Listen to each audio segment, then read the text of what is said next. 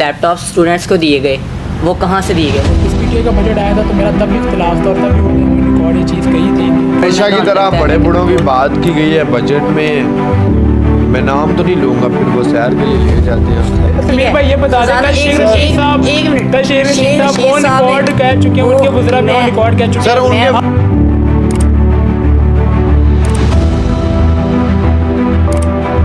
अस्सलाम वालेकुम नाज़रीन, सियासी स्टूडेंट के साथ मैं हूँ शुएब अख्तर और कपड़े बेच के आवाम को आटा दूंगा। पता नहीं किस किस वादों के साथ आने वाली ये पीडीएम की हुकूमत पाकिस्तान के लिए। खैर इतनी मौसर साबित तो नहीं हो सकी, लेकिन आने वाले दिन कैसे होंगे उस पर आज मैंने अपने शो में मेरे साथ मौजूद हैं समीर आसिफ साहिब जिनका ताल्लुक़ IR से है, और मेरे दाएं तरफ मौजूद हैं उसामा सुबहान साहिब जिनका ताल्लुक़ लॉ से है। और ये एक बड़ी सीरियस डिबेट है कि आने वाले दिनों में पाकिस्तान वाकई तबाही की तरफ जा रहा है। यहाँ पाकिस्तान अपने माशी समझ लें या अंदरूनी बैरूनी सारे मामला ठीक कर पाएगा क्या? पाकिस्तान की हालत श्रीलंका की तरह की तो नहीं हो जाएगी। तो जानते हैं अपने दोस्तों से कि इनका क्या ख्याल है और आने वाला बजट क्या कर सकता है पाकिस्तान के लिए। अस्सलाम वालेकुम उसामा सुबहान साहब। सर बजट आ रहा है। सर बजट आ नहीं रहा, बजट आ गया हुआ है, वही कल पेश कर चुके हैं बजट। वो अवाम तक तो पहुंच रहा है, देखें असरात तो आम तक कुछ टाइम तक ही पहुँचे, कुछ टाइम तक ही पहुंचेंगे। मेरे असरात ही कहने का मतलब था।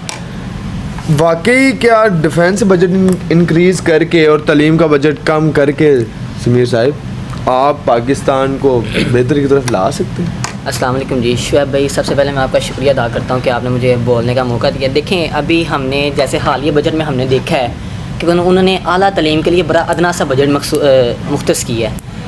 कोई भी मुल्क, किसी भी मुल्क में जो आवाम की जो बेसिक नीड्स होती हैं वो एक एजुकेशन होती है, दूसरा उसका हेल्थ सिस्टम होता है। ठीक है, अभी अगर हम सेहत के लिए देखें, अभी जैसे जामिया कराची है, जामिया कराची की जो महाना जो उनकी तनख्वाहें हैं वो 8 करोड़ पे उनकी जाती हैं, लेकिन आला तालीम के लिए जो पूरी मुल्क की यूनिवर्सिटी चलानी है जिससे पूरे कंट्री के वो आपने एजुकेशन डिपार्टमेंट को कंट्रोल करना है, उनको सिर्फ 65 सर पाकिस्तान में मैं आपकी बात रोक रहा हूँ। पाकिस्तान में ये शुरू से चल रहा है कि किसी भी समझ लें कि ये एजुकेशनल चीज़ को ये मियाँ साहब कह रहे हैं या मुस्लिम लीग नून की जो हुकूमत है ना, कहते हैं कि तालीम के लिए ना एक बड़ी सपोर्टिव हुकूमत है, ये तालिब इल्मों की बड़ी हौसला अफजाई करती है। लेकिन ऐसा तो वो सपोर्टिव गवर्नमेंट की अगर हम बात की जाए, जो हमें लैपटॉप स्टूडेंट्स को दिए गए वो कहाँ से दिए गए? वो किसी ने अपनी ज़ाती जेब में से नहीं दिए गए।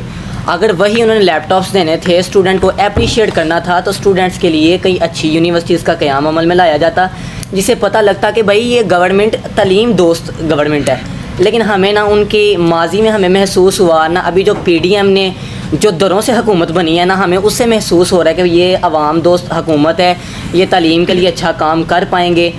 और रही बात देखें बांग्लादेश है, बांग्लादेश वो हमारे बाद से आज़ाद हुआ, लेकिन उन्हें अपने एजुकेशन डिपार्टमेंट के लिए बड़ा काम किया। और दूसरी बात, और मुझे जो डिफेंस का बजट बढ़ाने की, वो मुझे इस चीज़ से बड़ा रिलेट करती है कि ये एक अगली हुकूमत बनाने के लिए ये बजट बढ़ाना 137 अरब रुपए, ये अगली हुकूमत बनाने जैसा मुझे लग रहा है कि भाई आपकी बात बिल्कुल ठीक है। ये कहना हर हुकूमत ये काम जैसे हम माजी में देख चुके हैं कि वो कहा गया मियाँ साहब को सिर्फ फौज के बजट के इख्तलाफ की वजह से मियाँ साहब को हटा दिया गया।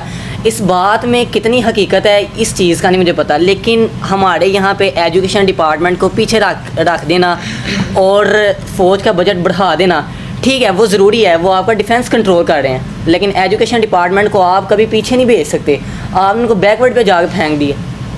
सर यही बात है, सामा सुबहान की तरफ आते हैं। सर महंगाई सर और इस बजट ने बड़ा डिसपॉइंटेड किया है एजुकेशन डिपार्टमेंट को लेके, स्पेशली तालीम की तरफ इनकी कम जो है ना वो कम खर्ची कह लें या कंजूसी कह लें इस मामले में, और फ़ौज की तरफ बजट बढ़ाना। और उसके बाद आपके सामने है पेट्रोल बहुत ज़्यादा महंगा हो रहा है और आगे पेट्रोल मज़ीद महंगा होने है। ठीक है, लेवी आप जो अभी कह रहे थे वो भी आनी है। तो क्या किस तरह ये नौजवान तबका आगे आएगा, किस तरह पाकिस्तान ठीक होगा? क्या माजी की तरह हम फिर वही बड़े बूढ़ों या ख़ानदानी?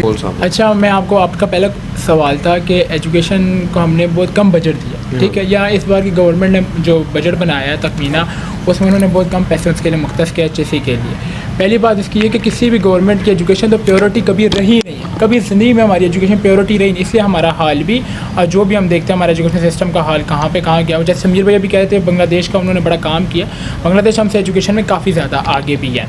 लास्ट टाइम जब PTI का बजट आया था तो मेरा तब भी इख्तलाफ था और तब भी मैंने ऑन रिकॉर्ड ये चीज़ कही थी कि उन्होंने 1200 अरब रुपए, डिफेंस बजट तो एक अपनी जगह पर उसके बड़े सर्कमस्टांसेस हैं, वो होना चाहिए नहीं होना चाहिए, वो लेंथी डिबेट है, लेकिन 1200 अरब रुपये उन्होंने डेवलपमेंट के लिए रखे थे PTI वालों ने। तो मैंने उन्हें कहा था जब एक तरफ आप रोड और सड़कों के लिए 1200 अरब रुपये रख रहे हैं, ठीक है, और दूसरी तरफ आप HSC को 68 बिलियन रुपीज़ टोटल प्रोवाइड कर रहे हैं, तो आपकी प्योरिटीज़ बता रहे हैं तुहानू रोड चाहिए नहीं, तुहानू सड़कें चाहिए नहीं, आपको एजुकेशन नहीं चाहिए, आपको नई सोच नहीं चाहिए, आपको वो चीज़ें नहीं चाहिए, तो आपकी प्योरिटीज़ ना लास्ट टाइम की रही नहीं सोच आएगी तो ना लास्ट उनकी अपनी सियासत तबाह होगी, उनके अपने खानदान खत्म होंगे, किस तरह ला सकते हैं वो कहा करते हैं ना कि पॉलिटिकल नारा वही बेस्ट होता है जो लोगों को समझ ना आए लेकिन लोगों को फैसिनेट करे, क्योंकि समझ आ गया तो आपकी हकीकत सामने आ गई, ठीक है।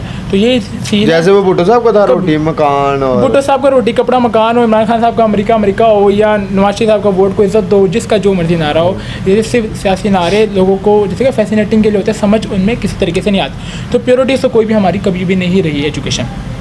दूसरा बजट उन्होंने डिफेंस का वो उन्होंने बढ़ाया, लाजमी उन्होंने डिफेंस का बजट उन्होंने बढ़ाया, तकरीबन 137 अरब रुपये, पिछली दफ़ा 1370 अरब रुपये था डिफेंस का बजट, और इस बार जो था 1520 अरब रुपये डिफेंस का बजट था। मैं आपको बताता चलूँ, अब हमारे हज़रत ने कहा कि बड़ी मायूसी हुई इस बजट से, विदाउट कि मैं कोई नून लीग को सपोर्ट करें, या हम रियलिस्टिक होकर देखते हैं, रियलिस्टिक होकर सोचते हैं, तो जो सही है वही आपके सामने चीज़ रखूँगा। जनाब लास्ट टाइम जब PTI को गवर्नमेंट मिली थी ना, तो आपका सूद का जो शरह आपको अदा करनी पड़ती थी तो वो 1500 अरब रुपये करनी पड़ती थी, जब वो लेफ़्ट आउट करके गया ना, तो इस टाइम पे 4000 IMF और वर्ल्ड बैंक के मुताबिक 4000 अरब रुपये आपको सूद से अदा करना पड़ता है, ठीक है, उनके कर्ज़ों की वजह से।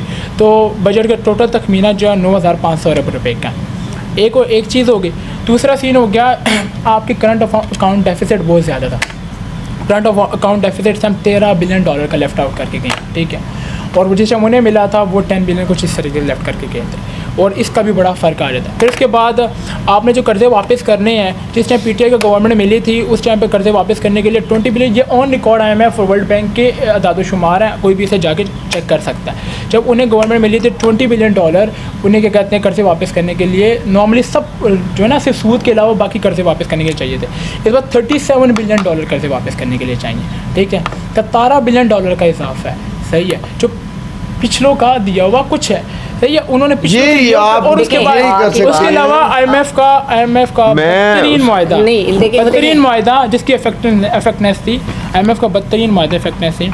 हाँ, इस बजट के असरात क्या पड़ेंगे, सवाल सबसे बड़ा अहम ये है कि मैं वही कहना चाहता कि आवाम की तरफ आएँ, छोड़ दें आप PTI को, छोड़ दें सर आप नून लीग को, क्योंकि ये नाज़रीन सियासत जो है ना ये हमारे पाकिस्तान में ख़ानदानी बन चुकी है, एक आता है वो पिछलों को घसीटता है, एक आता है फिर वो उससे पिछले, मुझे तो लगता है ये बात पीछे कायद-ए-आज़म तक जाएगी, अब पता नहीं वो वक्त बताएगा कि ये कब जा रही है, लेकिन इस बजट के अवाम पे क्या असरात होंगे, क्या गरीब अवाम का गुजारा हो सकेगा। घी जो कि कह लें कि गरीब डाल्टा घी खाता है, चलें देसी की तो बात ही नहीं करते, डाल्टा घी खाता है और वो भी घर में बड़ी मुश्किल से आए तो वो किस में चीज़ पका के खाएगा, या वो किस तरह खाना खाएगा, क्या बच्चे रात को भूखा सोया करेंगे, क्या मोटर बाइकों वाले साइकिल लेंगे, क्या पेट्रोल मज़ीद महंगा होगा, इसके असरात अवाम पे क्या होगा सर, ये बताएं आप, छोड़ दीजिए अवाम को, बताता हूँ वही सियासतदान वाली ज़बान बोलनी छोड़ दें आप भी।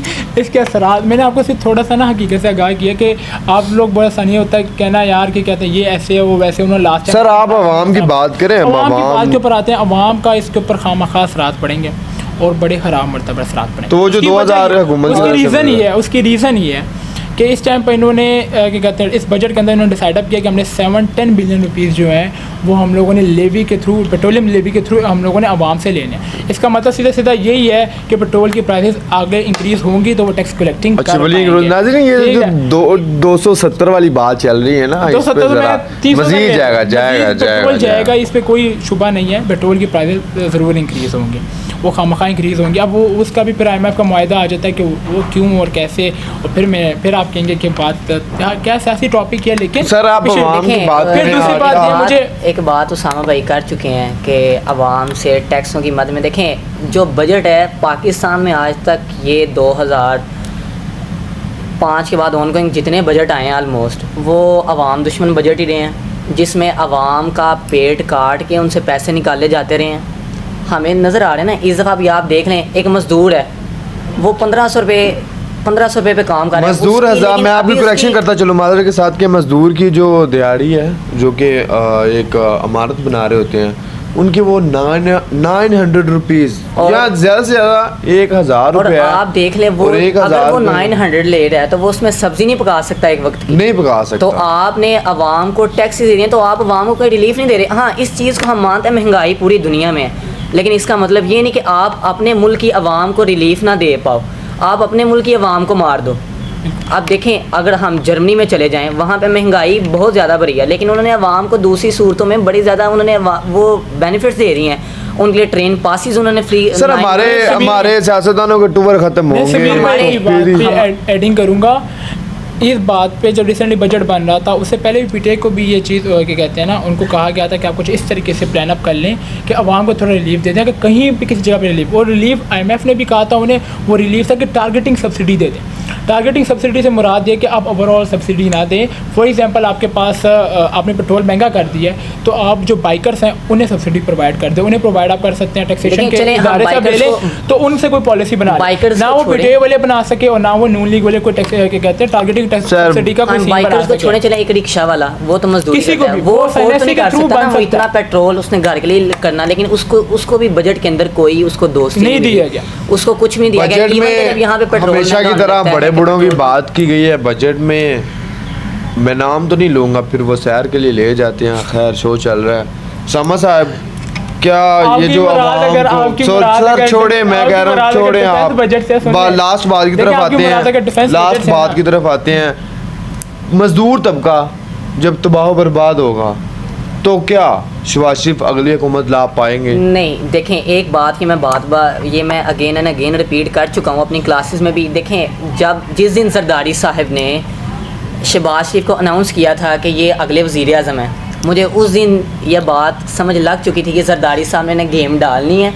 क्योंकि देखें गवर्नमेंट जरदारी साहब ने इनको फ्रंट पे रख ये के जो हमारी इनके- लास्ट गवर्नमेंट है वो इस बात को जान चुकी थी कि our government is going to end, लेकिन आवाम को सब्सिडी देना उनको पता था कि आइंदा सब्सिडी नहीं दी जा सकती। पेट्रोल महंगा होगा, गवर्नमेंट ने खजाने को नुकसान पहुंचाया, ठीक है। किसने पूछा आगे? समीर भाई ये बता दें, कल शेर रशीद साहब कल शेर रशीद साहब ऑन रिकॉर्ड कह चुके हैं, उनके बुज़रा भी ऑन रिकॉर्ड कह चुके हैं। सर, उनके हम बुज़रा सब- आपके हम एक मिनट- सब्सिडी दे किस लिए गए थे? आप देखें, हम आप सब्सिडी सुनें। दे किस लिए गए थे हमें पता था, हम घर जा रहे सर, हैं। एक बात मेरी भी सुन लें। एक मिनट समा साहब, एक मिनट। मैंने लास्ट शो में भी समीर कहा भाई, था एक मिनट, सब्सिडी मैं कह गलत चुका हूँ थी। कि लास्ट गवर्नमेंट ने उसे नुकसान पहुंचाया, एक्सचेकर्स को उन्हें नुकसान पहुंचाया, लेकिन Monthly अगर आप 6 billion देखें, 6 आप million देखें, dollars उन्हें का पता नुकसान था हुआ है कि भाई आपको। नेक्स्ट गवर्नमेंट उनकी आएगी और वो लोग गंदा होंगे, ठीक है। और सियासत मुझे की है ना। कहीं पे ये लग रहा साहब, ये है सियासत कि की। अगली गवर्नमेंट PTI और किसी पीपल्स ने- पार्टी की बनने जा रही है। किसी क्योंकि ने आप माफ देख का लें, तो नहीं जरदारी सोचा। साहब ने ऑन रिकॉर्ड इमरान खान को अभी तक कुछ गलत नहीं बोला, इवन कि वो एक दूसरे के अवाम against का तो है। कोई भी नहीं सोच रहा। 14,000 से 2,000 रुपए ले आई है PDM की हुकूमत, और मैं सोच रहा हूँ कि वो 2,000 से मैं- अवाम क्या करेगी? देखिए, सर अच्छा, चीट मैं के इधर लोग एक घी और- नहीं आना उस जिस दिन 2,000 2000 में। उस दिन हम तो- एक और क्या कहते हैं, और 2,000 मिल भी 786 पे रहा है। मैं जिस दिन से ये न्यूज़ सुनी है ना, मैंने कुछ 40 बार जो है ना वो 786 पे कॉल किया। आगे से मुझे जोंग वाले कहते हैं जी आपकी इस्लामिक रिंग ट्यून लग चुकी है। खैर अच्छा, मैं एक और जगह आपका ध्यान दे दूं, वो किसी का भी इस तरफ ध्यान नहीं किया। पूरे बजट में ना कोई डिबेटिंग मैंने आज तक सुनी है। वो ये है कि इस पूरे बजट के अंदर डैम्स के अंदर कोई पैसा नहीं मुख्तस किया गया। जी, डैम्स के लिए कोई नहीं किया। वो मुझे उससे बड़ा हुआ है देखें- कि यार आपको थोड़ा बहुत तो करना चाहिए ना। देखें- तो लास्ट वो लोगों ने कोई 70 बिलियन तो दिए तो थे सर डैम्स जब से वगैरह के। इन्होंने कहा हुआ ना, एक बात मेरी भी सुन ले। जब से डैम्स इन्होंने के कहा बत्ती हुआ को है तो ना कंटिन्यू सर, रखना एक चाहिए मिनट, था। जब इन्होंने उसके कहा लिए ना, बिल्कुल पैसे नहीं मुख्तस किए गए। मैं और डैम की बात की तरफ आता हूँ। जब से इन्होंने कहा हुआ ना कि 1.5 घंटा बिजली जानी है, उस दिन से नाज़रीन बिजली 8.5 घंटे जा रही है, 12 घंटे जा रही है। वो- क्या बनेगा? हर बात में आप झूठे पड़ रहे हैं। हमारे अब इंडिया है, इधर अब वो- नुकसान, इधर अब मसला किसका है? इधर अब इशू किसका है? इशू ये है कि यहाँ पर जो मेनली इशू आ रहा है ना, वो ये आ रहा है कि 8,000 मेगावाट बिजली की शॉर्टफॉल है। 8,000 मेगावाट बिजली की शॉर्टफॉल है। तो अगर 8,000 मेगावाट बिजली की शॉर्टफॉल ना लास्ट उन्होंने उस पर काम किया कि यार हम किसी तरीके से बेस्ट ऑन कर ये ठीक है, पावर प्लांट्स को हम ठीक कर लें।